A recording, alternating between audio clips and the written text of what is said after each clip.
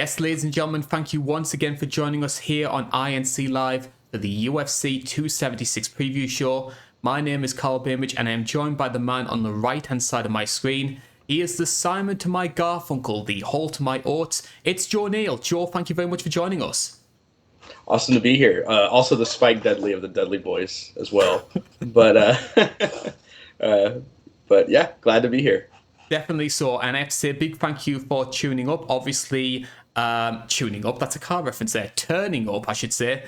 And of course, you stepped in on very short notice to cover the Shevchenko versus Santos fight for us. And a lot of people thought that your appearance went down very well, and you're here for another go, this time to try and do the whole thing for arguably the biggest card of the year. Yeah, whenever I was like getting notes ready at the beginning of the week to make sure I looked good on here, I noticed every fight could be a co-main event or main event for any fight night, especially considering the fight night qualities we've had recently, outside of the last one. But, almost every fight on here is fantastic. And I want to say, for anybody who is wondering where John is, there has been no sort of falling out, no sort of dispute between myself and John. We are still very cordial. He just has some other commitments, which meant he couldn't record this month's show.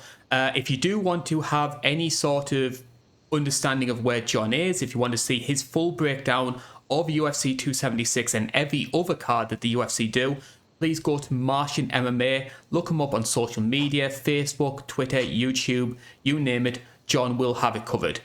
But now, though, we're going to turn our own attention to UFC 276. Now, International Fight Week, it's almost sort of become, dare I say, sort of like the WrestleMania for the UFC. You have the big fan interaction events. The UFC like to try and put on a big high-profile show with a lot of stars, a lot of title fights. Where would this year's International Fight Week rank compared to some of their other outings? So this one it's a really good card. Izzy's a big mainstream attraction, and then you also have other mainstream attractions like Misha Tate on the card. Cowboy is a huge mainstay, and like a couple others. And so, like, I always kind of think of like International Fight Week as like the holiday of the UFC. Like that's the one time they celebrate, And with all the fights on this card, it's got to be up there.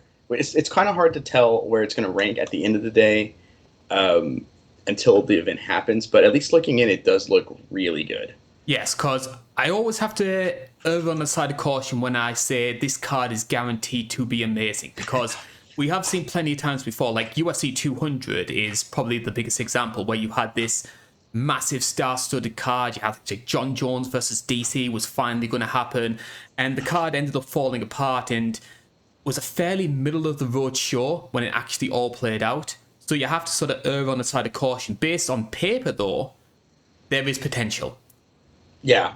Like UFC 200 is the best example because I always say the prelims were good, the main card was disappointing, but the two openers were great. Like the featherweight interim match and then Cain Velasquez's like last win in the UFC was pretty awesome at the time. But other than that, it was like just didn't kind of hit, for the 200th event, or as they say, event. And I will say as well, International Fight Week, it's always a good gauge for myself because if you ever want to know who the UFC sort of like big pet projects are, they're almost guaranteed to appear on a fight week, on a International Fight Week undercard. And there's plenty of examples of this going on here. You got Ian Gary, Sean O'Malley, Duplessis, Macy Barber. So if you want to know who the stars of tomorrow are going to be, you need to check out the prelims. Absolutely. There's Jalen Turner also, who I think they're with the matchmaking they gave him, I think they're looking into him more than I initially expected. So he's another one of the prospects I think they're putting money into. So it's very good gauge to see who they're on the side of. And we'll focus on those prelims in a little bit more detail right now. You can see those on your screen. Now, we're basing this prelim running order on Marcel Dorf's most recent update at the time of recording. So there was a last-minute change before we recorded this, where Cowboy Cerrone and Jim Miller were moved onto the main card. As things stand right now at the time of recording, Sean O'Malley will be headlining the prelim portion of this card up against Pedro Munoz. Now, initially when I heard this news, I thought, is this maybe a sign that the UFC are losing faith in Sean O'Malley? Obviously, like, we're seeing new stars come to the forefront of people's minds. You look at people like Hamza, Shafkat, all that sort of jazz. And that Sean O'Malley has sort of become yesterday's news. But then the news came out that these prelims are going to be broadcast on ABC, and then it all made sense to me. I thought the same thing. I thought, are they leaving the Sugar Show or whatever he calls it? And no, then I saw that I went, okay, they want the best name they can to headline these ABC prelims. And that makes perfect sense. Yeah. And I will say as well, it's much needed matchmaking from the UFC to give him Pedro Munoz, because as entertaining as Sean O'Malley can be, as big of a fan base he has, there have been a lot of fans out there who have been frustrated at the caliber of competition he's faced, and they wanted to see him get that jumping quality. Pedro Munoz is going to provide that. You look at some of the guys that he's faced over the course of his career. It's people like, it's Aljo, Jose Aldo, it's Cody Garbrandt, where he managed to get that dramatic win at UFC 235. So he's fought the best of the best, and maybe he is a little bit past his prime now, but it's going to be a good litmus test for where Sean O'Malley stands. Question is O'Malley going to pass this struggling with my words here, litmus test? The litmus test. I don't know.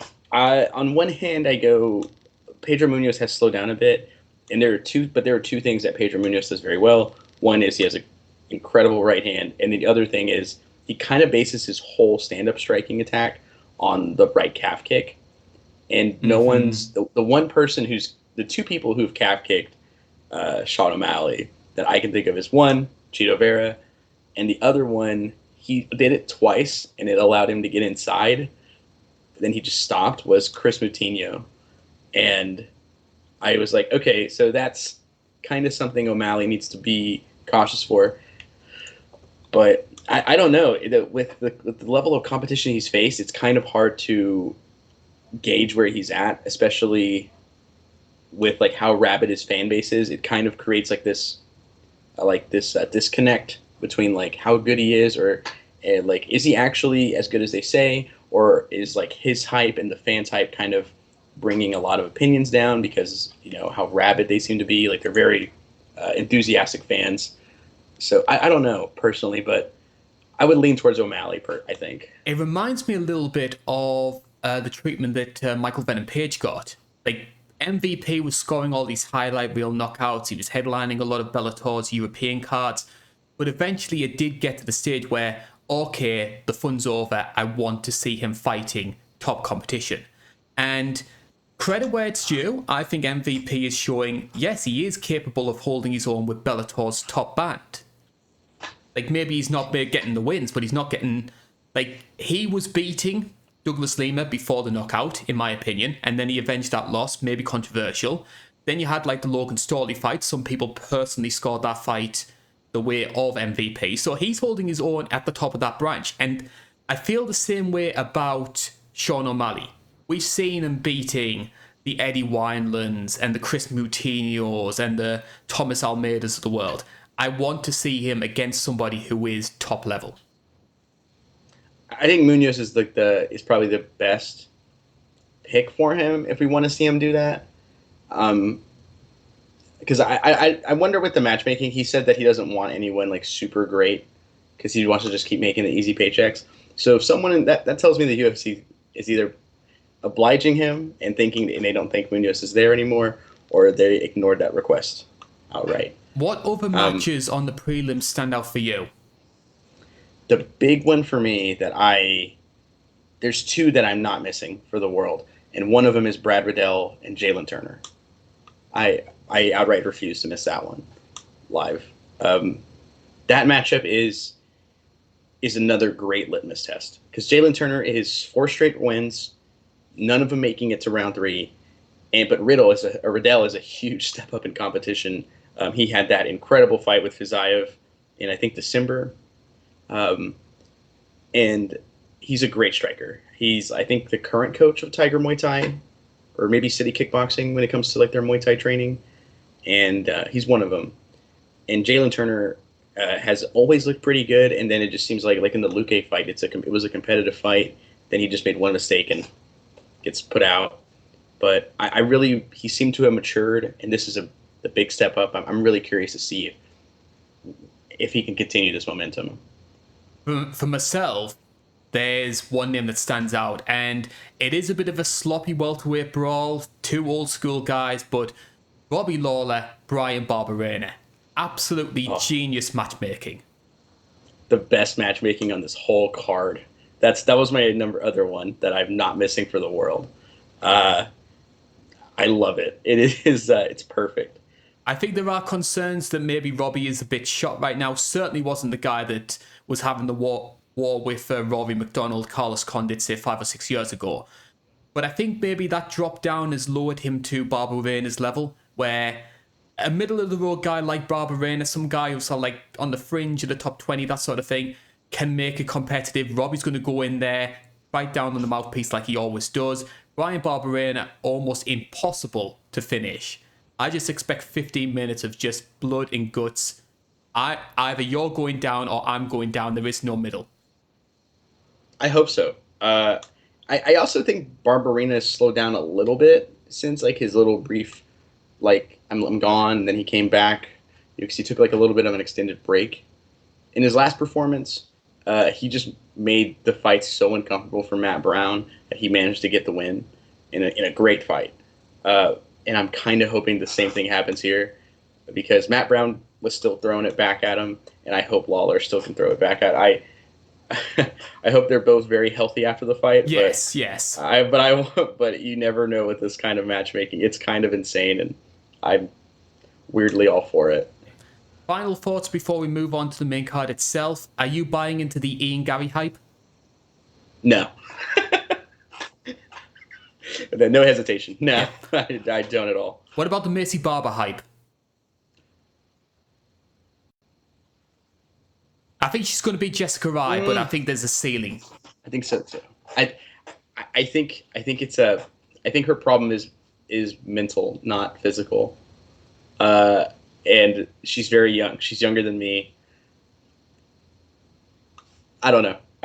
I like Macy Barber. I'm one of the few genuine fans of Macy Barber. You're putting her in your boys' stable? Yeah, I'd put her in because she's very embarrassing to say I like. Because I get a lot of looks when I say, oh, I like her. Why? She's kind of fun. I don't know. I don't think she's as good as the hype says it is. And I think we've seen that with the Miranda Maverick, the Modafferi fight, and the Alexa Grasso fight. I think we've seen how good she is now. But I think like her going to Team Alpha Male is good. I just hope that mentally she gets over like some of the hurdles. I'm hoping she's humbled enough to go, okay, I can become a better fighter. I do need to adjust.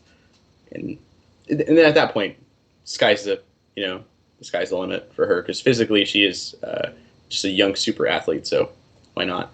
Well, when we talk about boys' stables, a nominee that a lot of people like to put forward is Lauren Murphy, and appropriately, she's going to be opening the main card itself. We're going to the women's flyweight division. Lauren Murphy, the number 3 seed, is taking on the number 10 seed at bantamweight, Miesha Tate. Bookmakers odds for this one, you can get Tate as a minus 165 favourite. Lauren Murphy comes in at plus 140, and this, of course, will be Miesha Tate's first appearance as a flyweight. Now, we're going to open this up by something which was inspired by what happened at UFC 275, and something I've been thinking for quite a few months and sort of been emboldened by this. Is women's flyweight slowly becoming a good weight class? I love the wording on that. I'm starting to think so. On the recaps, I've given it a lot of crap for not being the best. But with like Ferro, this fight seems to be pretty good. Or at least looking pretty good to me. And of course, what happens with the title fight at flyweight last time, it's seeming like it's actually going to be a good division pretty soon. I think I'd say within 6 months, when all these current fights we have made, when the dust settles on them, I think we're going to be looking at a really good batch of like top contenders, like Ferro, the winner of that fight, the Alexa Grasso fight, the winner of this fight. I think we could actually have a pretty solid division. I don't know if it'll be as good as the strawweight, but no, uh, I but still like that. Just because you're not good as that weight class doesn't mean you're not a good division. This division looks great compared to bantamweight and women's featherweight. Yeah, well, women's featherweight doesn't exist. Like the BMF, the BMF belt is more legitimate than the women's featherweight belt. Oh, cracking and harsh, but incredibly true. Yes. Let's focus our attention on this fight first, and we'll focus on arguably the A side of this fight, which, no offense to Lauren Murphy, but most people are going to be intrigued about Miesha Tate. So, for anyone who knows, Miesha Tate, former bantamweight champion, also won the belt at Strikeforce. A portfolio of notable names on her record: Holly Holm, Sarah McMahon, Liz Carmouche, Julie Kedzie, Marlis Coonan, who she won the belt off back in Strikeforce. She, of course, left the sport at UFC 205, took 4 or 5 years off, had 2 kids, had some roles with one championship away from the sport. And then, of course, she comes back, to many people's surprise, in 2021, and she went 1-1. So she beat Marion Renault on a bantamweight comeback, and then lost the decision up against Ketlen Vieira. In general, what's your opinion been of Miesha's comeback so far? What have you liked? What have you disliked from her? Do you think this move to flyweight is a desperation move, or do you think it's the smart one to make given what happened against Ketlen? Of her whole comeback, that Ketlen Vieira card was rough. So I kind of have trouble remembering that. I had to watch a lot of highlights and kind of refresh myself on that fight. But I was impressed with her comeback, her first comeback win. I thought she was going to win regardless, but I was impressed for her to see her get a stoppage like that. I do think that this cut is a mixture of desperation and being a smart move. You don't know how well a cut's going to be. As someone who has cut weight before, you don't really know how successful the cut's going to be until you do it. And so I'm sure in her mind, it's this is the right call. But if it goes bad, it is going to be desperate in hindsight. It's kind of that weird two-sided coin.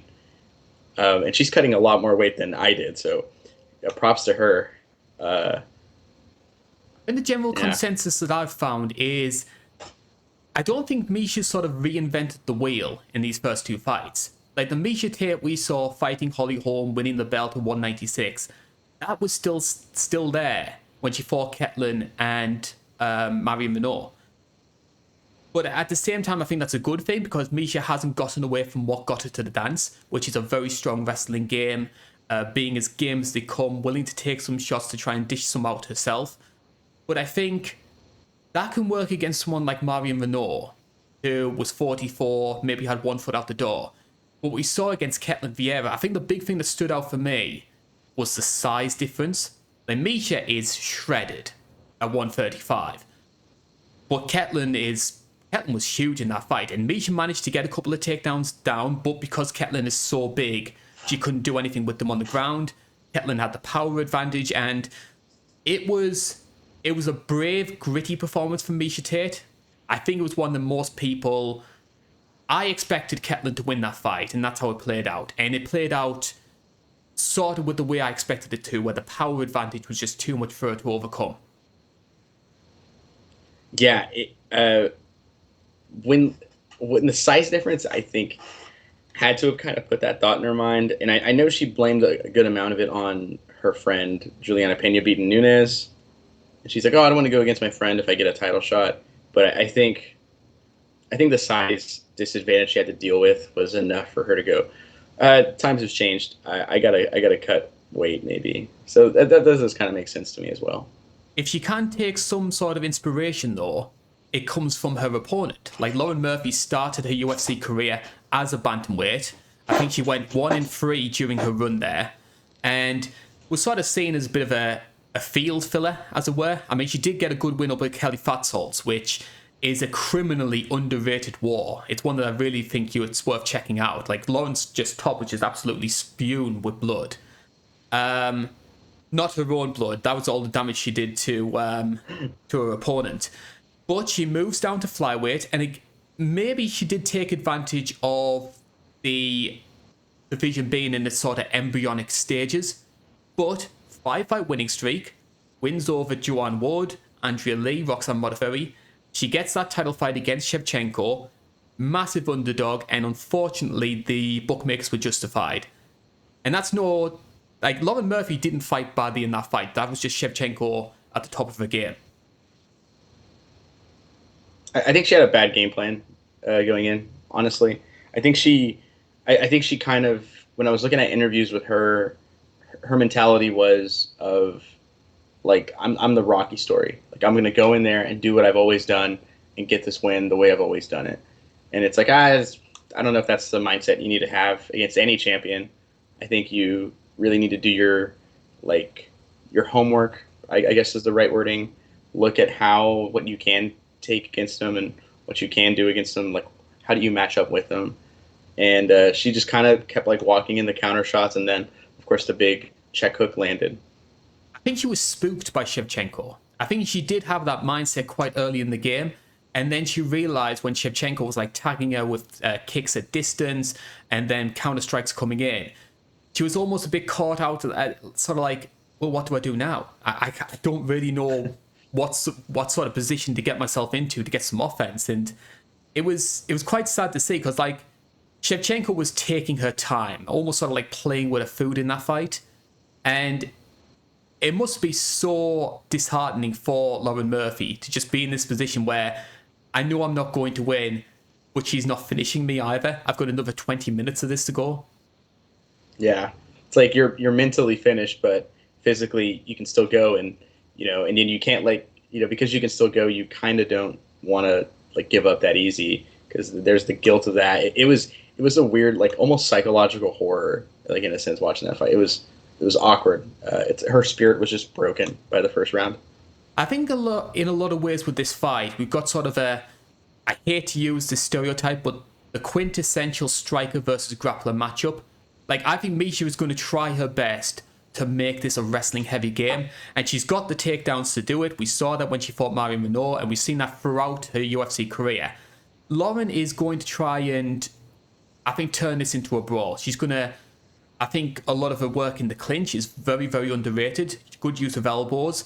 If it does go to the ground, I think she has a decent grappling game, even if she is maybe a little bit too comfortable being on her back. I think that's maybe one concern I have with Lauren Murphy. I think the biggest factor for me going into this fight, there's two of them.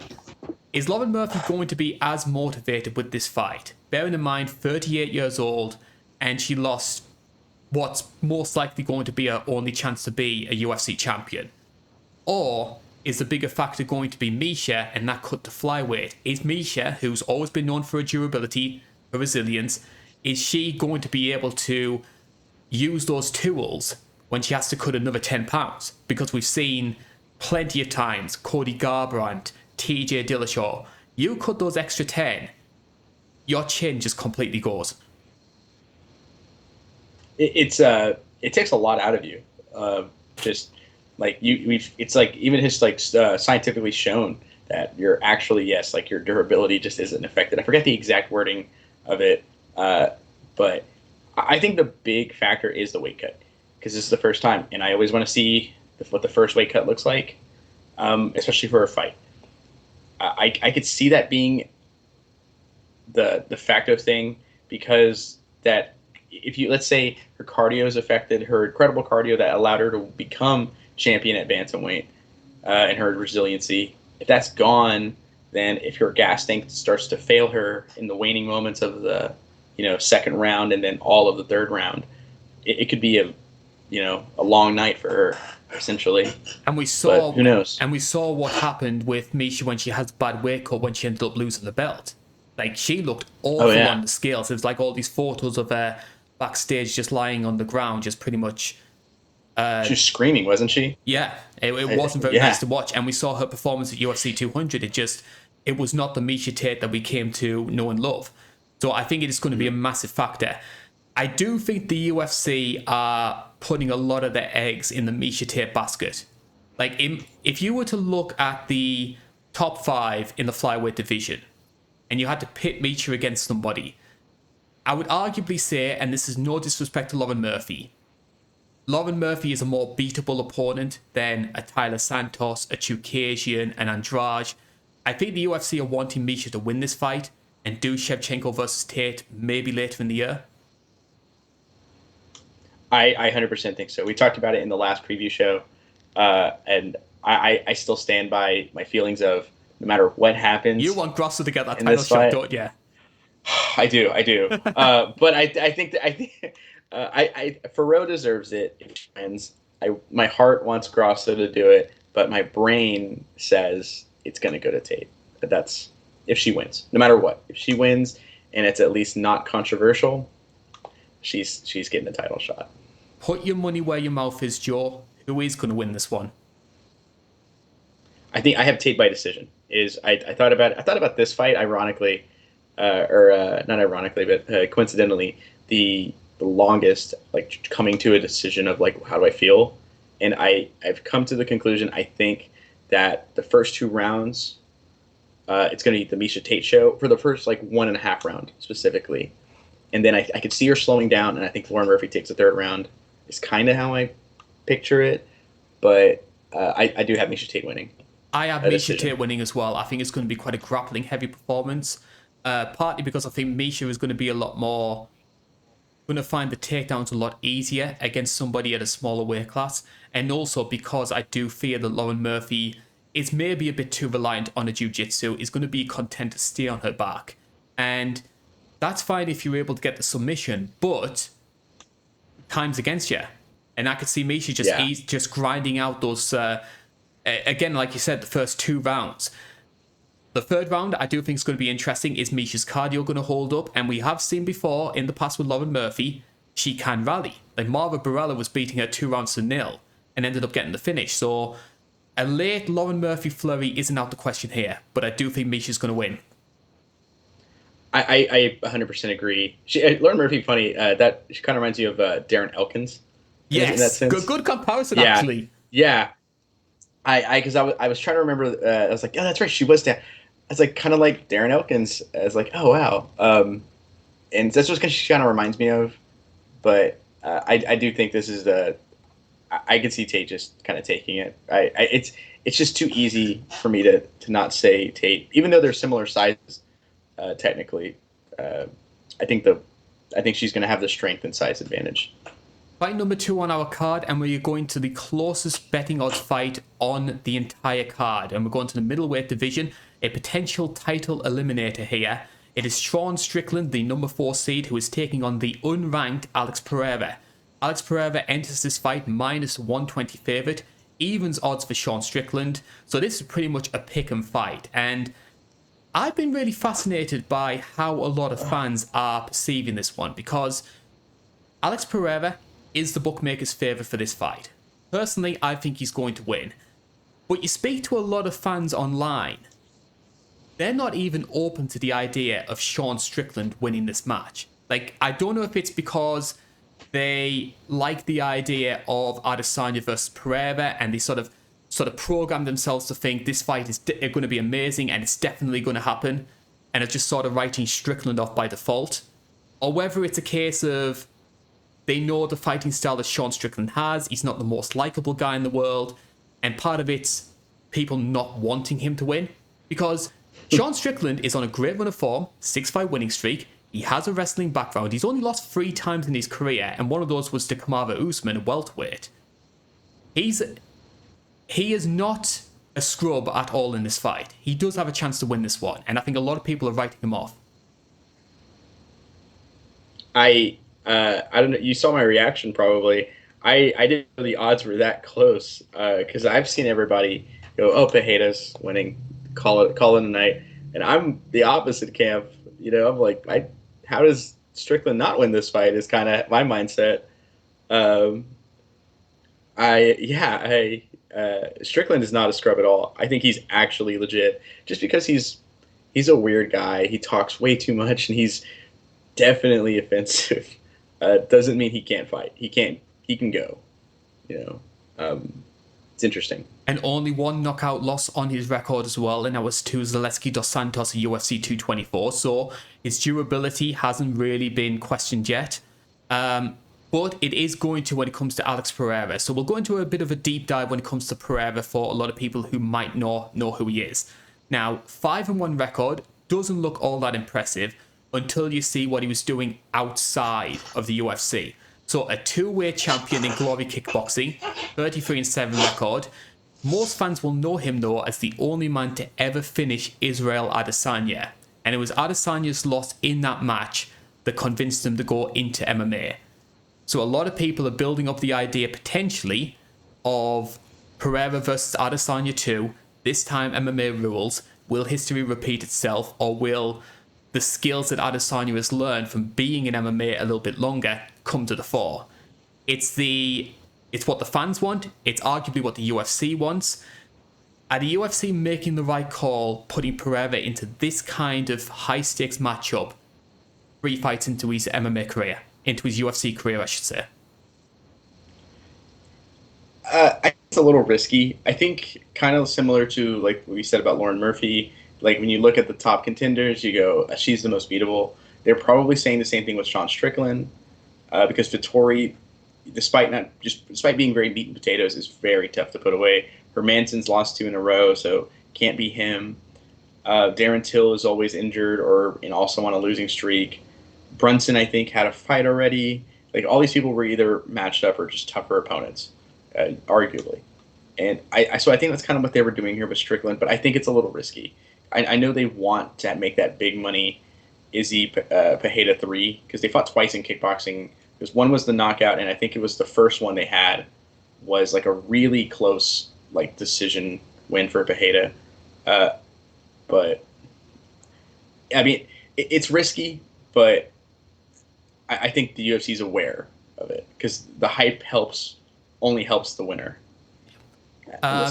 And if you talk about Alex Pereira as well, based on his kickboxing and what we've seen so far in MMA, a lot of people wondered, would his power be able to carry? Of course, we've seen what he did to Andreas Michailidis. It certainly does. I mean, that flying knee was really... That was a brutal, brutal knockout. The Polaroid picture moment, just like picture perfect. It was incredible. And in the first round, after he lost the first round, he just came out, double flying or a switch knee. Awesome. It was great. It was amazing. I do think that flying knee, though, maybe did disguise some of the ailments that we saw from Alex Pereira, because Andreas Michailidis isn't really known as an out-and-out grappler, but he was able to take Pereira down, and he maybe didn't do as much damage to Pereira as a lot of people maybe like to paint it out, but he was controlling him. And you could see that Pereira did seem a little bit lost on the ground. So this fight's really going to come down to, can Alex Pereira handle a grappling threat of Sean Strickland? And even though Strickland has become very strike-heavy, very jab-heavy in his UFC run, you go back and you watch his welterweight stuff, the guy can grapple. He's a very underrated wrestler. Yeah, I remember him, I think his first fight I saw him was against Tom Breese back in the day. And when I started kind of like keeping up with his career, I was like, this guy can kind of do a little bit of everything. He's awkward and goofy with his chin up when he strikes, but he can still, the fact that he offensively can do anything, I think that makes this an interesting matchup. Honestly, a very interesting matchup. This fight is actually one of the ones I'm looking forward to most. Yep. Alex Pereira suffered a submission loss in his MMA debut. Now, this took place at Jungle Fight in 2015. I'm afraid to say I don't have many notes on his opponent during that fight, but Jungle Fight, it's sort of seen as the stepping stone for Brazilian fighters before they get into the UFC, so it's held in quite a high regard. So losing a fight there on your MMA debut maybe isn't as shameful as it maybe could be somewhere else. Does that submission loss still carry some weight? Can we read anything into that in 2022? It was in 2015. I have it in my notes. It says 2015 is when he suffered his loss in his debut. And so that's 7 years ago. He's been training, like his main training partner is Glover Teixeira, who is fantastic when it comes to the grappling. Yes, good point. I'm sure in terms of like mental effects, there's none, from that first loss. It's probably just annoys him at this point. It's like, yeah, that happened. Yeah. I don't think it carries too much weight. I think it gives a small blueprint of how to beat him, but whenever you hear Glory Kickboxing Champion, you kind of have a general concept of how do I beat this guy in MMA already. So. And I think it's a given as well that Strickland's going to try and utilize a wrestling heavy game in this one. But we have seen Sean Strickland using his jab a lot. Surely he's not going to try and box a kickboxer, is he? You know, I see it like this. Sean Strickland is the ultimate. Surely you won't say this. Surely you won't do this. Surely you won't and then he does it. And it's funny until you realize he's serious, and then it's just awkward. Hard to be a fan of him. But I think he is. I think he's gonna. In my notes, I could see him getting wild, getting clipped, and then going, "Oh, none of that!" if he doesn't go out. Yes. But that, I think that's 100% how the fight's going. And I think he will get clipped, though. That's a big concern I do have with Strickland, because you go back and you watch a lot of his fights, you go back and you watch a lot of his sparring footage.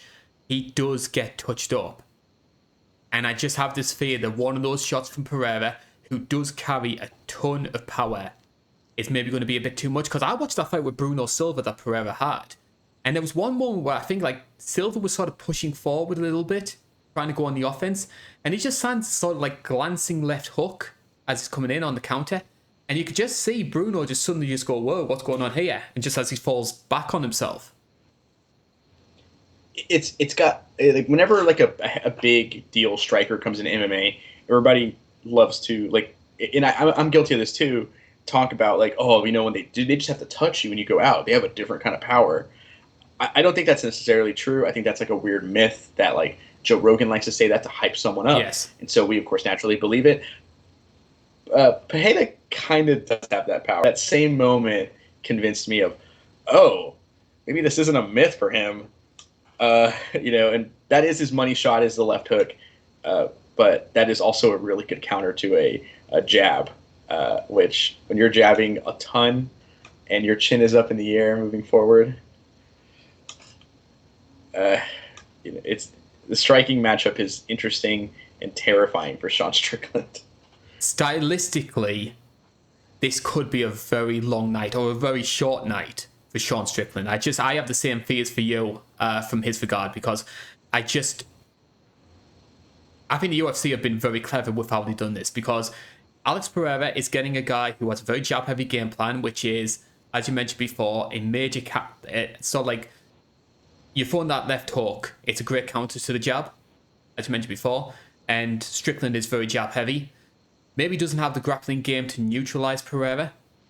It's a really fascinating one to see, and I'm struggling to choose who's going to win this one. I'm leaning towards Pereira because of the power. I get that. I think when people say there's no chance Strickland can win, that's the part that's bothering me. That kills me. I personally get a good laugh when I see that on Twitter.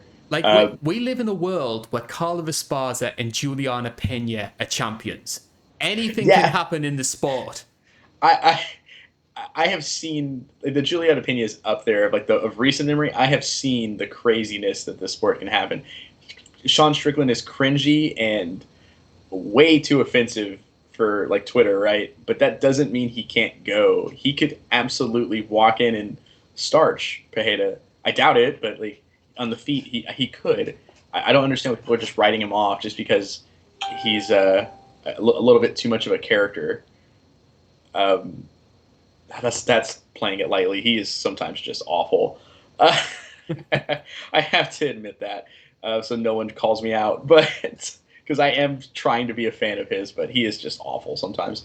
I think this is a good matchup. It's an awesome, fun matchup to think about. Me and my best friend have gone back and forth on this for feels like hours. Countless cigarettes just sitting there going well, what could happen? I think I know what's going to happen, but I still in that have but this could totally happen too.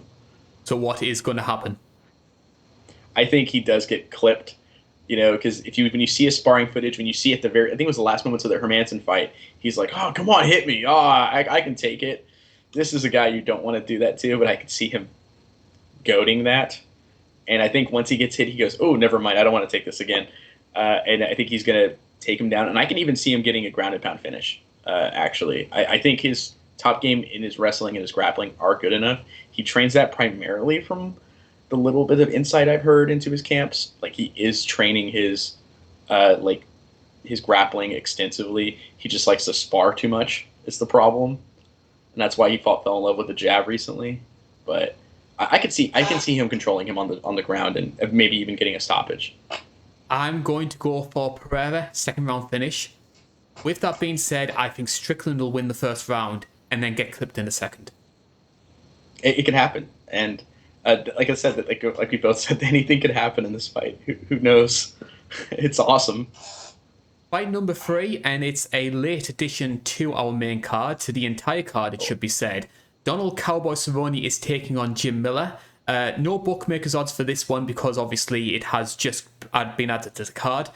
Now, Bobby Green was supposed to be facing Jim Miller, and this was supposed to be on the Fight Pass prelims. It was moved once Cowboy said, hey, I'll step in, 10 days notice, and we'll make it a welterweight fight just so I don't need to go through the weight cut again. It's a rematch from 2014, I should say. Fight night, Donald Cerrone versus Jim Miller. Now, Cowboy won that one by second round KO and became the first man ever to knock out Jim Miller. This is, once again, in my opinion, sensible matchmaking from the UFC. Two veterans who have longevity records. I think they're both tied for the most wins in UFC history. So the winner of this one will get that record until Andrei Arlovski, like 50-year-old, beats another unranked heavyweight by decision. He's going to outpoint 40, 30-year-olds by that time.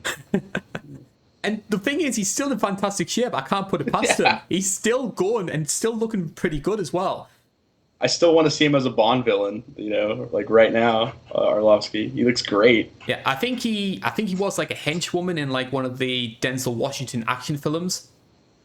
He was in like one of this, I think it was like a direct-to-DVD cyborg soldier or whatever it was called.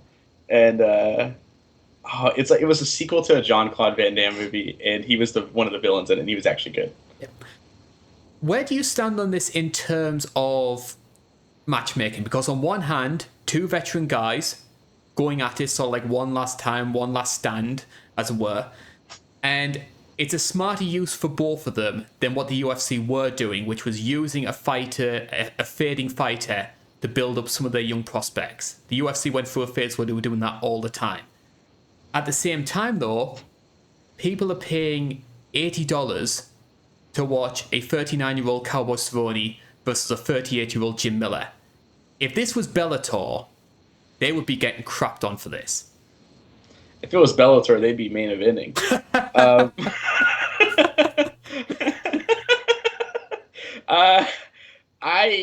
I don't think this is good matchmaking, but it's also because of circumstance. Bobby Green's out, so you got to bring Cerrone in.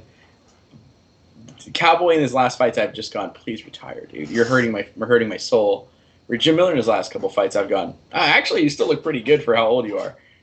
I was actually campaigning for Jim Miller to fight Paddy Pimblett. That was a really good idea, actually.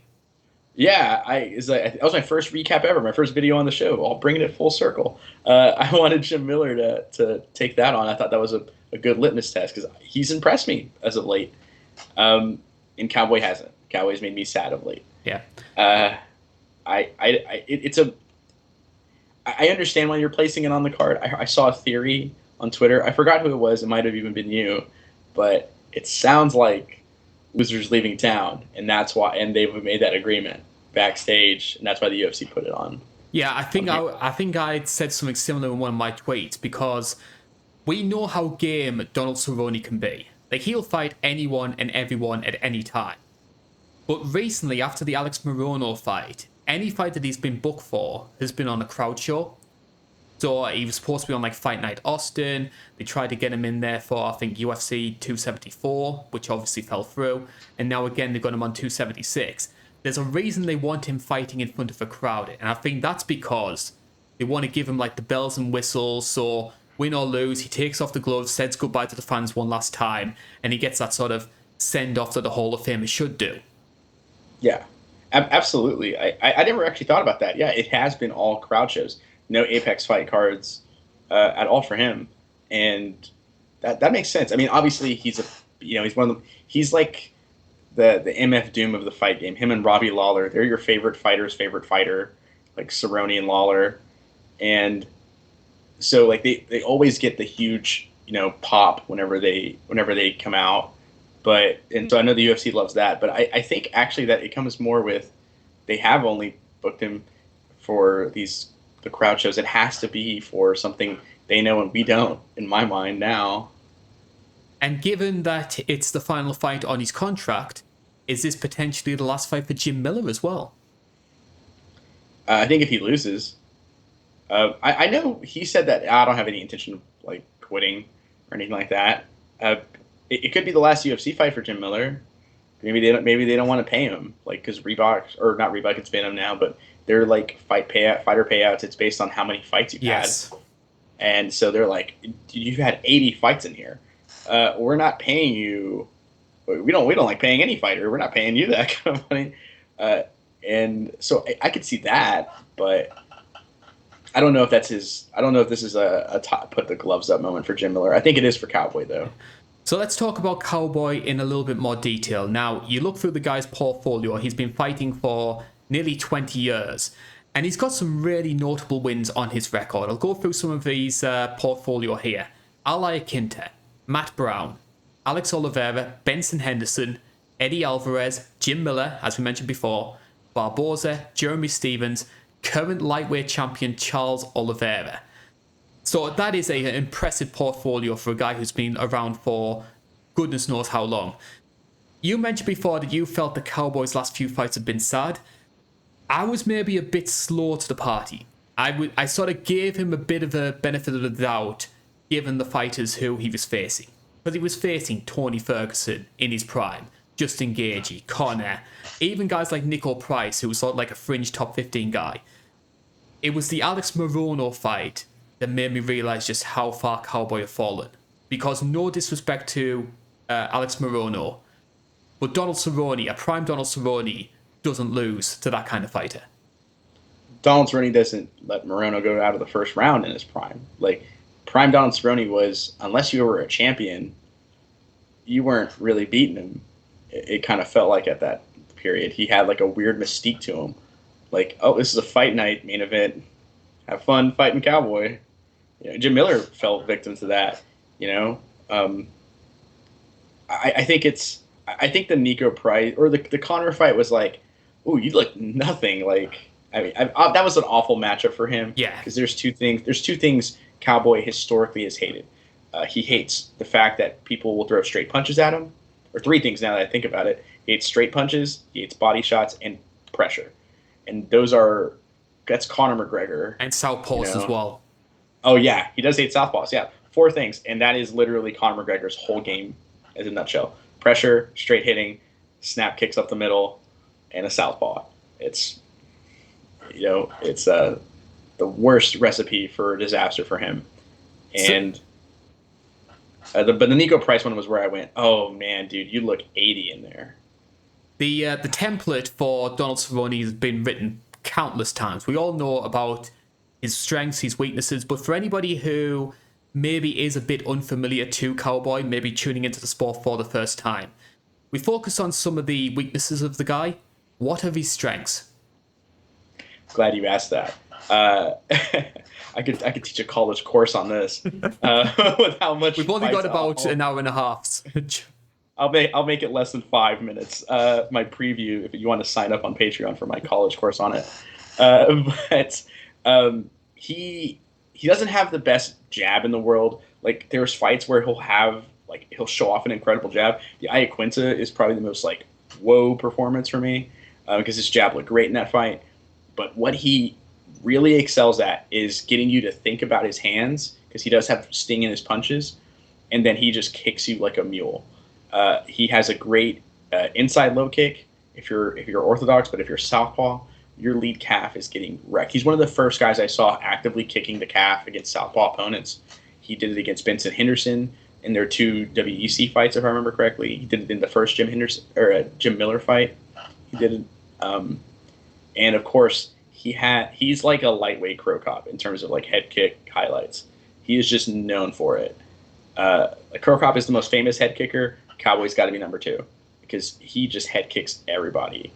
And he's a slow starter, but he's also in his prime was very resilient and would almost just kind of catalog like, oh, you really like doing that, huh? You like leaping in with a left hook, but you duck to your right. I'm going to throw a left high kick and just clobber you. You mentioned a lot of the same strengths that I've got written down on my notes here, which is obviously the kick-heavy game plan. One of the sort of quirks I find quite interesting about Cowboy is when they're up in the clinch. Like, we've seen Leon Edwards use this quite most prominently, where he'll sort of like, as he's releasing from the clinch, he'll throw like a quick elbow in, and it's a good way to deal some damage. Cowboy's sort of similar in that when he releases from the clinch, that's when he'll throw his kicks. And I think that's a quirk that I think only he seems to do. One of the things you also didn't mention as well, Cowboy's an underrated grappler. He has a lot of submission wins on his record. Yeah, I actually don't know how I forgot about that because that was what he was known for in WEC. In WEC, they would be like, oh, he's one of the best American Muay Thai kickboxers. And it's like, are you sure this guy's arm barring and triangle choking and guillotining everybody? Like, yeah, he did start off his career with like more submissions than knockouts. Like, tapped out everybody. Like, go watch that fight with Benson Henderson, the first fight they had. Amazing fight, by the way. But Henderson would just take him down at will. But Cowboy, almost instinctively, he'd go for triangles and then he'd try and counter into arm bars as well. It's a great back and forth matchup. And I think a lot of people that have Cowboy down as just a kickboxer need to recognize that he does have that grappling edge to him. He has actually one of my favorite. I'm glad you brought up that first fight because one of my favorite moments in that is he has a guillotine. Henderson's popping out, and then so they're already in this guard. He just falls back and transitions to a triangle choke, then to an armbar, then goes for an omoplata, which Henderson gets out of all of it. And it was like a Shogun Henderson 1 grappling match instead of a stand-up brawl. It was like a grappling brawl, and his grappling is incredible. And he's done competitive grappling as well, like in guest appearances, but he's always looked good there despite losing sometimes. So let's talk a little bit about Jim Miller. Obviously, he's coming into this fight on a 2-fight winning streak, 2-fight knockout streak. His last win was up against Nicholas Motta, which was the fight night Johnny Walker vs. Jamal Hill card. God, some of these fight nights, some of the main events they've had on this fight night, just no star power whatsoever. Notable wins, Clay Guida, Thiago Alves, 2 wins over Joe Lozon, Takanori Gomi, Charles Oliveira, Gleison Tebow. So 2 guys here who both beaten Charles Oliveira, which I find quite quirky as well. We mentioned before, Jim Miller is on a 2-fight winning streak, both by knockout. Why do you think Jim Miller has been able to perform at a still fairly high level, given his age, in a way that Cowboy hasn't? I think it's his style. Jim Miller on the striking, it's kind of meat and potatoes with his boxing, but he will throw some kicks, some knees, and some elbows in there. Joe Lozon remembers the elbows, sadly, but he's mostly a grappler, like a dive in on the leg, take you down, beat you up, and try and get a submission. And I think the fact that like he's been grappling for so long, he's avoided all these like crazy brawls. Grappling is going to mess you up in the long term, like your back and shoulders. Like look at Boss Rutan's, back injuries and spinal injuries from grappling so much. But in the short term, which this is still the short term, striking will do a considerable amount of damage on like your longevity in the sport. And I think that's like when you look at their styles, Cowboy does stand up. He'll get a takedown if he needs it, and he'll grapple if he has to. But he's primarily a striker, a well-rounded striker. So, and then Jim Miller is a well-rounded grappler. Do you think that Miller's going to make this quite grappling heavy? He has been quite stand-up reliant over his past few matches. Maybe there's some conditioning issues that go with that, because I have noticed that Jim Miller does slow down big time when it enters the second and the third rounds. Do you think, what sort of approach is he going to take here? Because grappling with a shot Cowboy is maybe an easy path to victory, but where do you personally stand? I think he's going to strike with him. I think his straight left recently has looked very good. Yes. It's looked like a laser. I could see that being the big tool to victory for him. And I think once he finds success with it early, I think he's like, oh, okay, I'll just do this. And I think a lot of it, I remember he had like kidney injuries years back from like a bad weight cuts he was doing. And that has to like still have that effect on you. That's probably why he isn't grappling as much, because of his cardio. But I could see him trying to keep this a striking matchup. Do you think welterweight, the fact the fight's taking place at welterweight, do you think that's maybe going to help Cowboy a little bit? I think it will, but I think it's going to help Miller more. Well, actually, no. Cowboy just had the fight scheduled. For some reason, I was thinking like, oh no, he just got ready 10 days ago. No, he was ready not that long ago, and then Lozon tweaked his knee. So yeah, I think it's beneficial for both. I don't know who would be more beneficial for. My heart says Cowboy, and I'm kind of leaning towards that mentally as well. I'm going to be picking Jim Miller for this one. I think that mileage is going to be a major factor, and I think that even though Jim Miller is 38, he hasn't looked as washed as what Cowboy has, and I can see. I don't think it's going to be in the first round. I think it's going to be the second. I can see Jim Miller sort of like wobbling Cowboy a little bit, and something similar to what we saw against Morono, where Miller's not really sort of like finishing him off, but it's just sort of like an accumulation of strikes, and then Herb Dean, Mark Goddard, whoever it is, just jumps in and says, that's enough. I 100% agree. Jim Miller's 38, but he also fights and looks like he's 38. Cowboy is, I think you said 37, 38, around that range. He looks like he's 50 in there.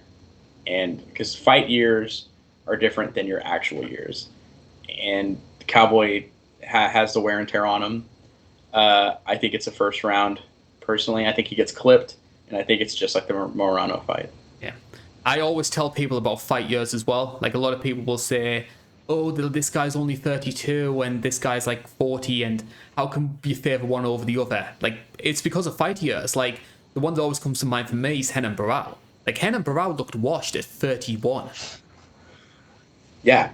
I always go Shogun and Aldo are like the two weirder, opposite examples of like fight years. It's like he's in his 30s, but it feels like he's like in his like mid to late 30s, but he doesn't fight like that. It's a weird, fountain of youth he kind of found. But then Shogun, he's been fighting since he was 23 in Pride was when he got big, and so he's like 80 in fight years. It's a different sport. Like all the brawls, all the gym wars, they just add years every time you take a haymaker. Someone said to me, Shogun's been watched for 10 years. That hurts. It's kind of true. But I'm actually thinking about doing a Shogun retrospective. Like, obviously, I'll wait until he ends up retiring before I do it. But I am thinking about doing a video focusing on Shogun's UFC run to see whether or not it is as good or as bad as what people make it out to be. Because there were some good wins there from Shogun. Like, he wasn't... Like, I think a lot of people instantly sort of paint his UFC career as a failure. But I think that's only because of how good he was in Pride. I mean, the guy won a UFC title. Yeah, he was one of the best fights of all time against Dan Henderson. He ended the Machida era. That's a joke now because Joe Rogan ruined it. But, like, I believed it when I watched that fight live. I was a freshman or a sophomore, I think, when Machida became world champ, and I was like, oh yeah, it's over. Maybe karate is like legit, and then like Shogun, I thought he was getting slaughtered. No, he won. He ended it. It was insane. I thought he was the real deal. I thought he had like 2 or 3 surgeries going in between the Machida rematch and the John Jones fight. And I think that had to have played a factor in that.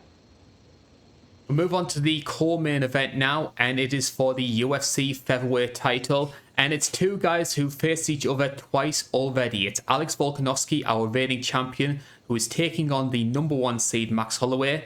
Betting odds for this one, you can get Max Holloway at plus 155. Volkanovski, the bookmaker's favourite, minus 180. Now, as mentioned before, it's the third fight between the two. They first competed at UFC 245 and then again at UFC 251. Alex Volkanovski winning both of those matches. Interestingly, none of their fights have ever main evented a UFC pay-per-view, which I find quite quirky. I'm going to start off by asking, do you agree with this third fight? Because I'm in a bit of a bind when it comes to this. And I want to stress to Max Holloway fans, this is no sort of jab against him. I personally like the guy, and I think he's a fantastic fighter. But at the same time, have you ever seen that episode of The Simpsons where Bart's playing in the championship baseball game and he screws up the game-winning catch, but they keep replaying the game over and over until he gets it right? That's kind of how I feel with Max getting this third match. Like, Max has certainly shown with his performances against Yair and especially against Calvin Kattar, he's a step above the rest of the field when it comes to featherweight. But I get the impression that if the boot was on the other foot and Max Holloway was 2-0 up against Volkanovski, we wouldn't be having this conversation. Volkanovski would be nowhere near a third shot at the title. I think so. I think if you just change the names on the scorecards, because I know, except for the first fight. First fight I thought it was a clear Volk win. Second one's close, and I think you can go either way. I score Volk still, but I understand the Max one. If it went that way, there would be no third fight. And I think Volkanovski himself said, like, are we just going to keep giving him rematches until he wins? That's the same sort of like concern I have as well. Like, and again, it's no disrespect to Max Holloway, who's a fantastic fighter. The real number two. It's those two. They're the top of the mountain, and so part of me goes, yeah, keep giving them shots, but you know, it's an awkward one. And I also sort of have this fear that if Max was to win this fight, the UFC would sort of retcon to make it seem as if he won the trilogy. They're going to.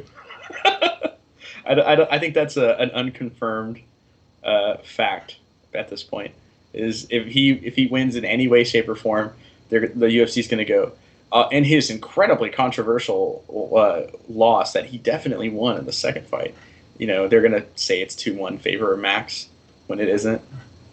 Let's talk about some of the combatants in more detail here. We'll start with Alex Volkanovski, 24-1 record, unbeaten in the UFC. He only has one loss on his portfolio, but that came in his fourth ever pro fight, and that took place at welterweight.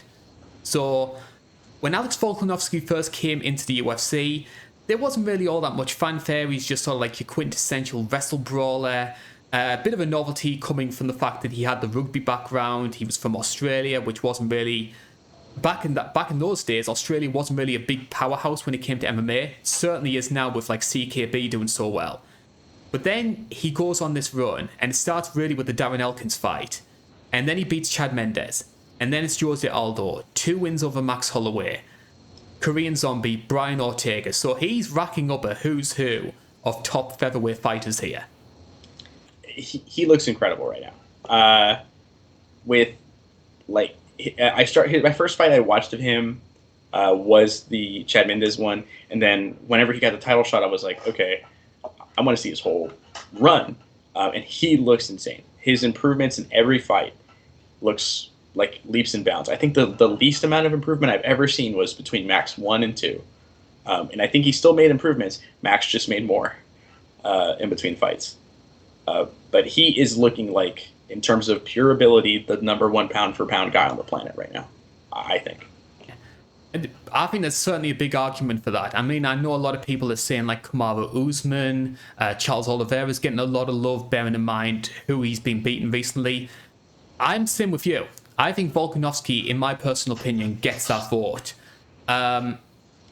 If there's some things that sort of stood out for me when it comes to Volkanovski is a lot of his name very early on was that sort of wrestle brawling style.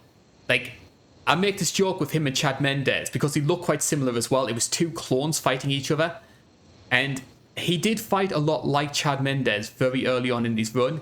Recently, though, we've seen him sort of start to abandon the wrestling side of the game, and he's doing the work with his hands. And we saw that with the Korean Zombie. Now, it must be stressed, Zombie was a last-minute replacement for Max Holloway, ironically enough.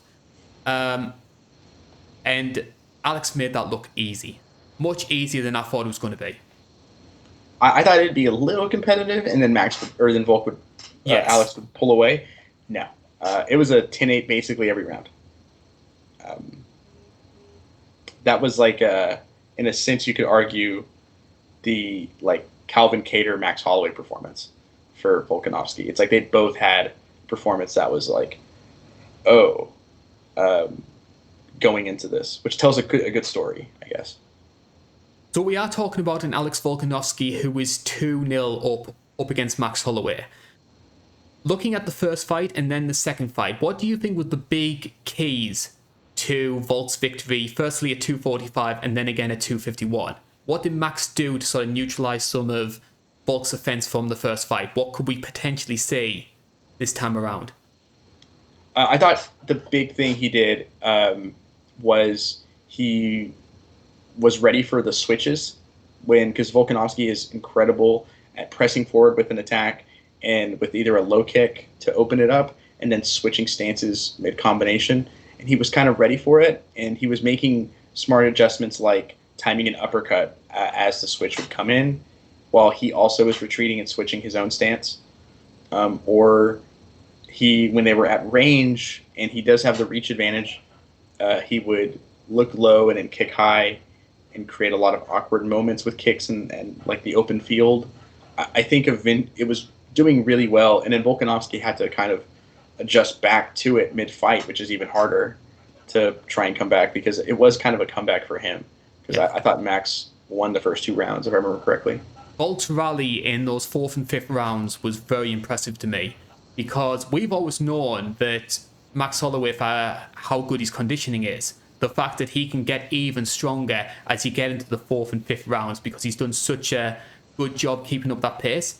Volk was able to do that, and Volk looked the fresher fighter by the end of the 5th round. He was the one coming forward and landing the big shots, and Max was a little bit, I'm a bit not sure what to do here now. Definitely, Volk kind of slowed him down, which was yes. impressive, And it might have been the big slam he had. I think it was in the 4th round. I know in the 5th round he got one, but I think he had one as well in the 4th round. But something kind of, slowed down Max just completely. Like he started kind of neutralizing once again, like he did in the first fight. Because I thought he neutralized him in the first fight, and he started kind of doing it near the end.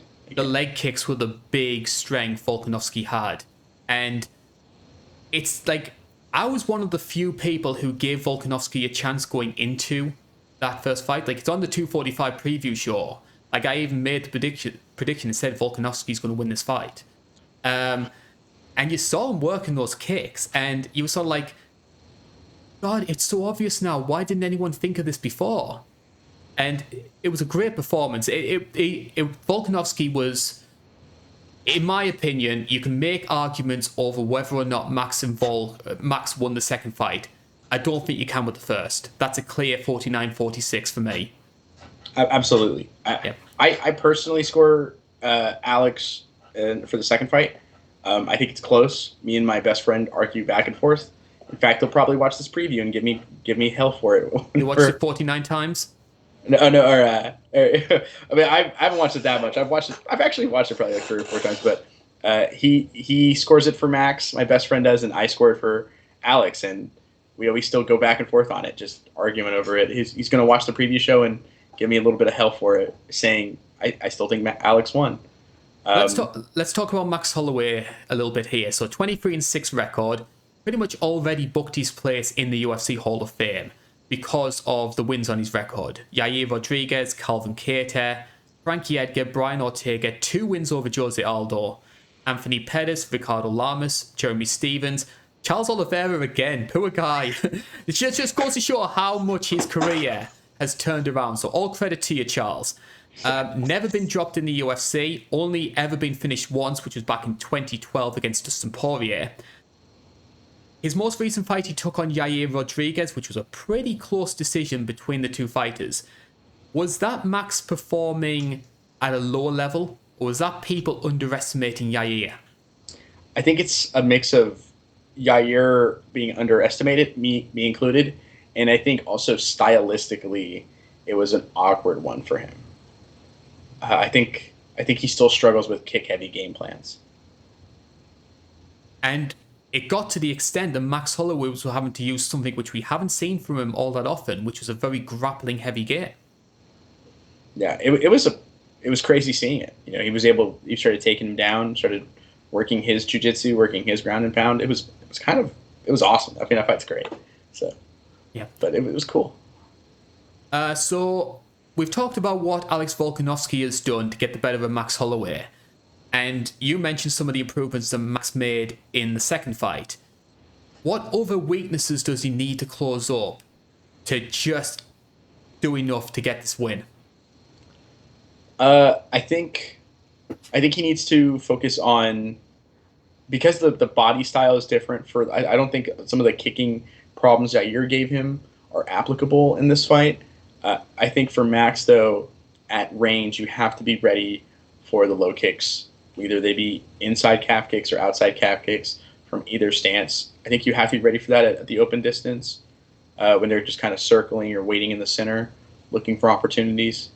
I think that's the only one I can think of. Other than that, obviously the basics of don't let this guy switch stances on you when he's coming in, making his movement. You might want to take momentum, or not take momentum.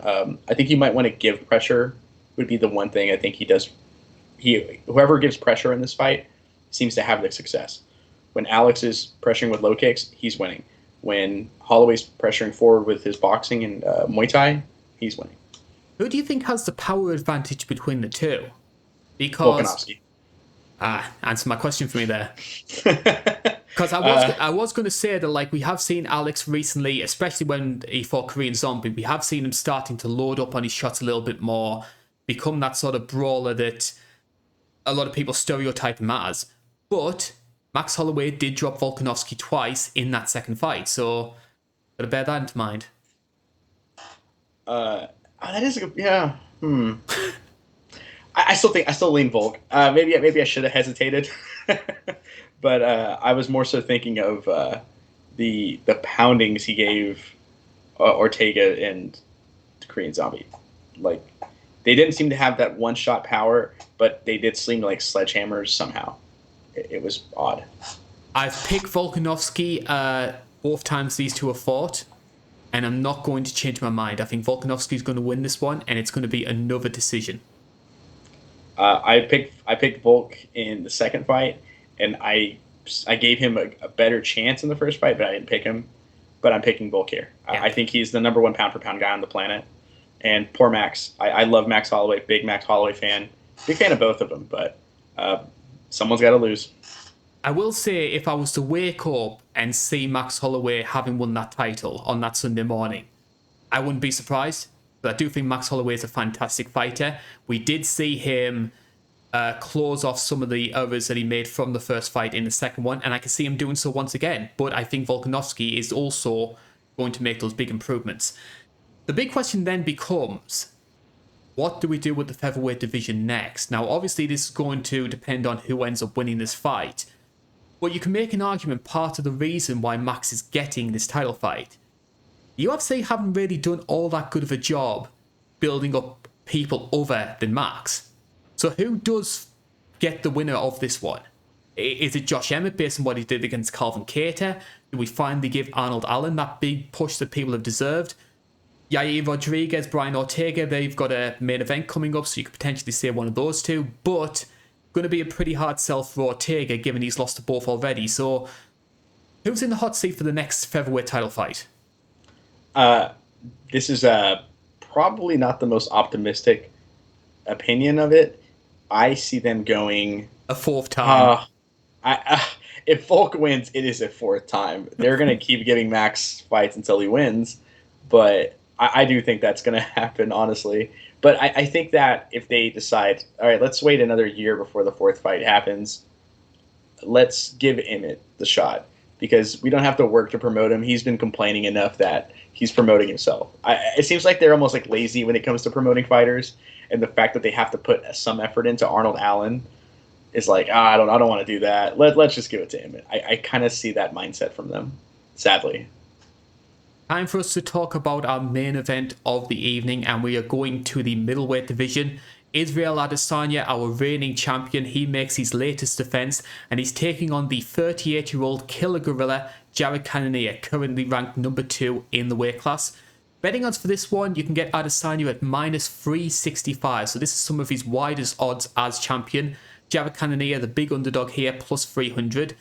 Now, Adesanya has been UFC champion since UFC 243, and he's starting to enter the sort of dynasty champion phase in the same way that sort of like an Anderson Silva or John Jones or GSP do, where it's sort of like turning back contenders, holds the belt for a long time. Now, middleweight has had a lack of title contenders recently. I personally think it's certainly not as star-studded as it was, say, a few years ago. Are the UFC doing enough to market potential title challenges? No. I feel like that's a running theme when it comes to the UFC. Are they doing well enough to market this? No. Sadly, but I think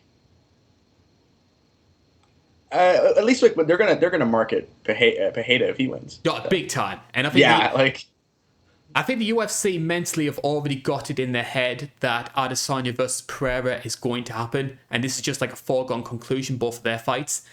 And I think it's a real shame on Jared Cannonier, because I will say, like, Jared Cannonier, I think he's 6-2 as a middleweight fighter. Fought at heavyweight, so you've got that intrigue behind him, that he's carried this heavyweight power down to 185. But I just sort of get the feeling he's sort of a proper bit part player in this. Like, I'm personally very biased towards it, so it's part of the reason why it comes to mind for me. It kind of reminds me when Raquel Pennington got her bantamweight title shot. So it was a bit like, there's not really anyone else. She's got a bit of a good winning streak. She's quite highly ranked. What the hell? We'll just give her a shot. That's kind of how I feel the UFC are treating Cannonier. That sounds that actually hits me just right. I think that sounds accurate. I do think there's one big difference, though. I think Cannonier has a bigger chance in this fight than people want to admit. Jared Cannonier is a very good fighter, and we'll go into a bit of a deep dive on him here. So as mentioned before, pretty decent record since he went down to middleweight.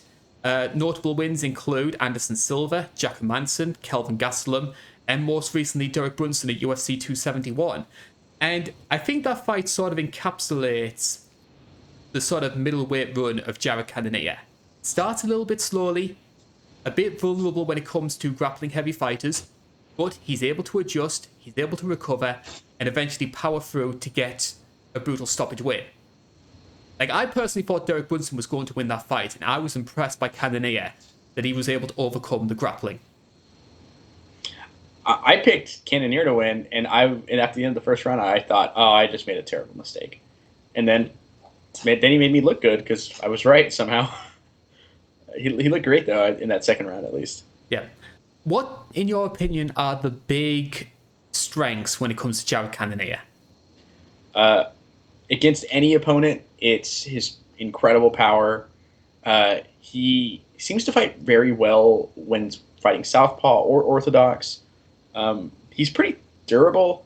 He took a couple of flush head kicks from my man Robert Whittaker. It just kind of went, oh, that sucks, until like the last one knocked him down. And he's almost always ready to just kind of like, let it all hang out. Also, he makes good adjustments. Actually, I didn't think about this. He makes really good adjustments.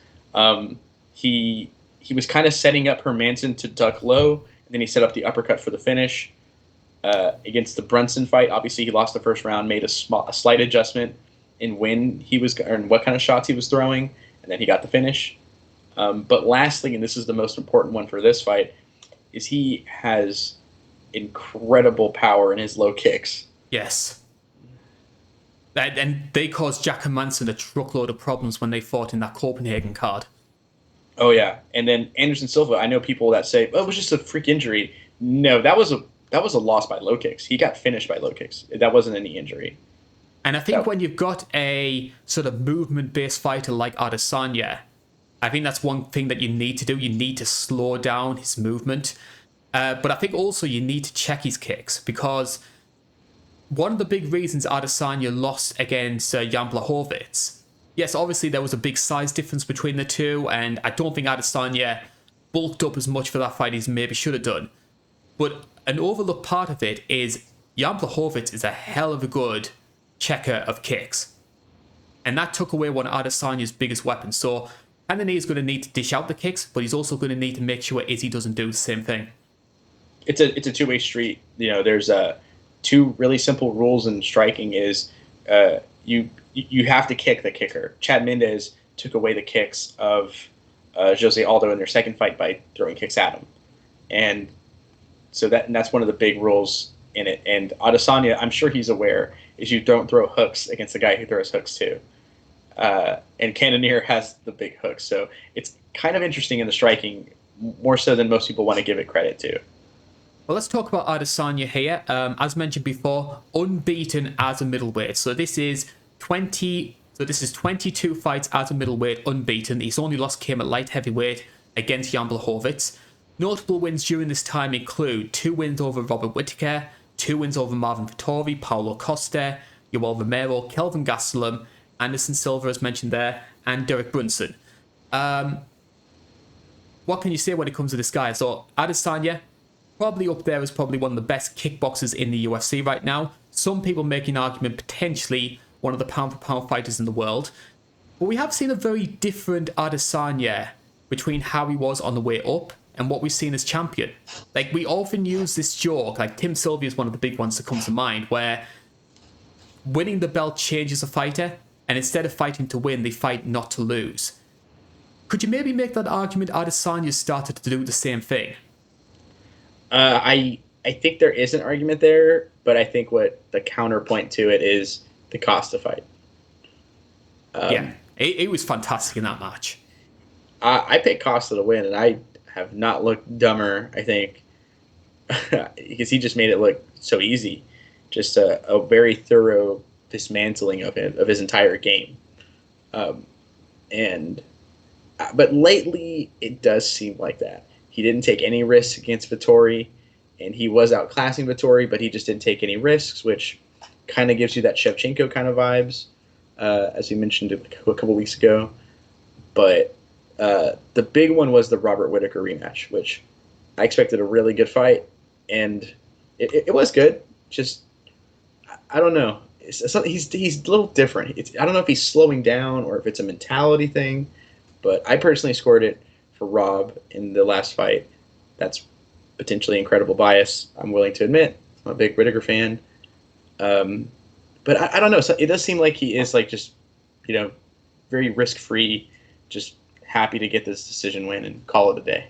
Do you think maybe he has been fighting guys recently who do have somewhat of a grappling base? Like Whittaker did wrestle, I think he tried to become a Commonwealth wrestler before he got into MMA. Marvin Vettori, of course, has a grappling base as well.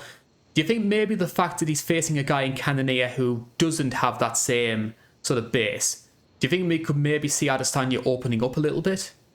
Because there's no threat of a takedown? That's actually a good point, because the 3 guys he's had performances against is Romero, Vettori, and Whittaker. And then the one guy he's looked just incredible against is in his title. Yeah, is in his title defenses, and it's almost in a sense his clone, and the body kicks instead of low kicks version, of each other. What is it in your opinion that's made Adesanya as dominant as he has? What have you seen in his skill set that makes you think that's how he wins fights? He's the smoothest fighter I've ever seen, probably. I think Shevchenko is pretty smooth and pretty dominant. How Izzy moves is on another level. It seems like he lightly hits you, even though he has perfect fluid motion. There's no any excess movement in it. It just connects and it's out. Kind of at least when he was coming up. His striking is just very, very good. He's at least the top 2 striker in the world. There's no question about that, I think. When it comes to smooth fighters, I'm surprised you didn't mention Benson Henderson. Oh, smooth Benson Henderson. He's number 1 because of it. The toothpick doesn't lie.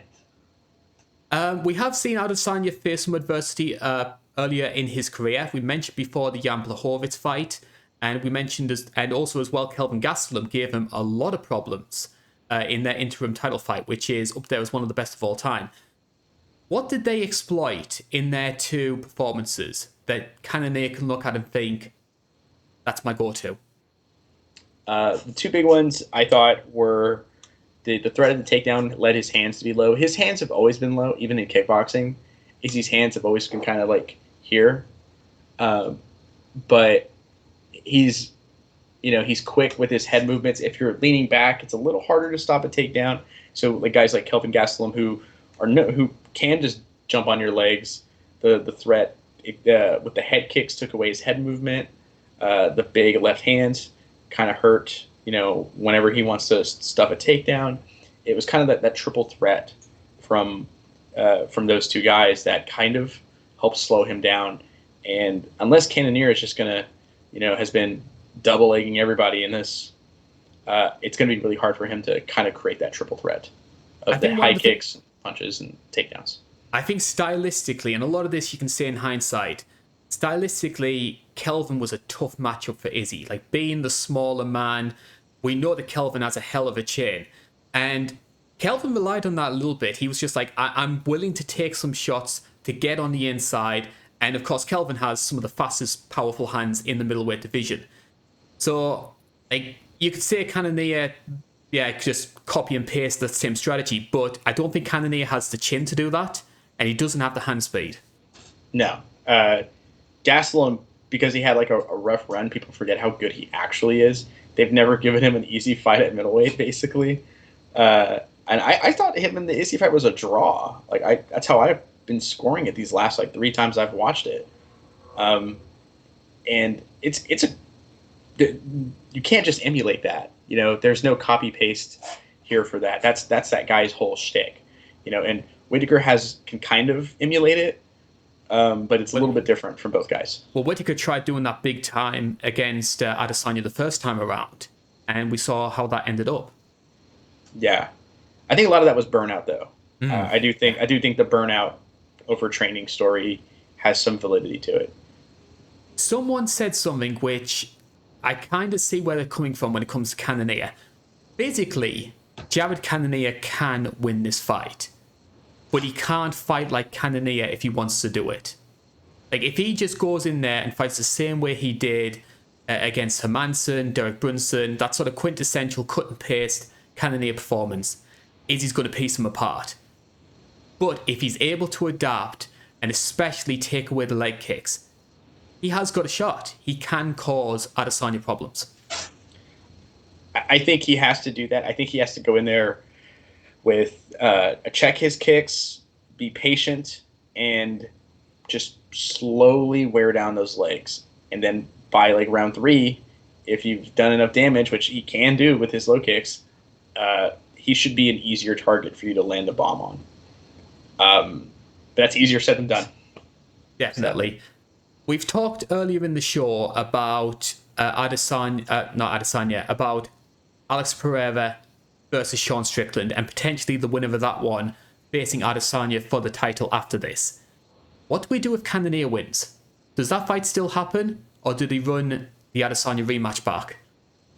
If he starches Izzy to where there's no controversy, there's no question, 5-round drubbing, a like Usman Tyron Woodley kind of situation, then there is no rematch, obviously, in a situation like that. But if he just catches him, even I think in the first couple minutes, I could see the UFC kind of playing it up like a fluke. Like, well, can he do it again? And then they rematch it. And then here we are with Sean Strickland Pereira fighting Robert Whittaker as Whittaker kills off another top contender.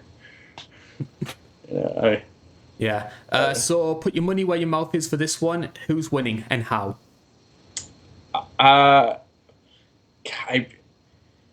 really want to just open myself up to being incredibly wrong and pick Cannonier. I'm picking Izzy. My mind says Izzy. I think that's the smart money. I think he's just a better fighter. But if Cannonier wins anyway, I'm not going to be surprised. I think Cannonier is a lot better than anyone, or I think he has a better chance than the odds are saying at this point. My head and my gut both say Adesanya. I've got to be honest though, my heart would quite like Jared Cannonier to win this one. Bearing in mind he's 37, 38 years old, and you've got to bear in mind as well, International Fight Week, middleweight title fight, International Fight Week 2013, Chris Weidman dethroned Anderson Silva. in my favorite middleweight title fight ever. Because I looked like a genius after that. Because you picked him to win, didn't you? I picked him to win, and I said how he would do it. And I thank you, Jack Slack. I owe him a lot for making me look smart in at a sports bar. So that is the rundown of you. I'll let you go first. No. So that is the rundown of UFC 276. We mentioned before, International Fight Week, the UFC like to sort of bring out the big guns. Is this one which is going to be worthy of your money, Joe? Absolutely. I will I have to work that night, but luckily I work from home, so I will be waking up early and watching all the prelims as soon as they start till the main event. No question. And that is the UFC 276 preview show. I have to say, Joe, thank you very much for joining us once again. You've been a great contributor to the show. And it's not going to be your sole appearance on the INC family. Tell us a little bit about some of your projects you're going to be showcasing here and on the main channel. Well, we recorded this before the Gamrot Sarukian fight, so I will be recapping that fight tonight. I'm very, or not tonight, but I will it be gets a bit confusing when we record on the Friday. Sure, yeah, I still think today's Saturday. Myself even. But yeah, I will be recapping that fight. I'm also on the Retro Review series, which has been doing great. It seems like. Thank you for all the support for it. It literally brightens my my cold, icy heart. It's fantastic seeing all the positive, even the constructive criticism I do take into consideration, and I always try to adjust and make the next one better and better. Shall we give away what this week's is? It's International Fight Weeks. You know, it's I'm okay with giving it away. I mean, it's the International Fight Week to end all International Fight Weeks. 189, the craziest card I've watched in a long time. Looking back at it. So Conor McGregor, Chad Mendes, Robbie Lawler, Rory McDonald 2. And then the two sleepers that, like, I forget how insane of a fight they were, was Jeremy Stevens, Dennis Bermudez, and then Brad Pickett, one of my favorites ever, against Thomas Almeida. Like, both those fights are great too, and could have been they could have been fight of the night on almost any other card that year. So that is the UFC 276 preview show. Joe, thank you very much for joining me. Yep. Always glad to be here. And we'll hopefully have you back as well when we cover UFC 277, Pena versus Nunes 2, Bantamweight Wars, Episode 5, The Lioness Strikes Back. Oh, yeah. She's going to walk in like Vader with that lightsaber, too. So that is the UFC 276 show. Thank you very much for joining us. This is the INC. Thank you very much for watching.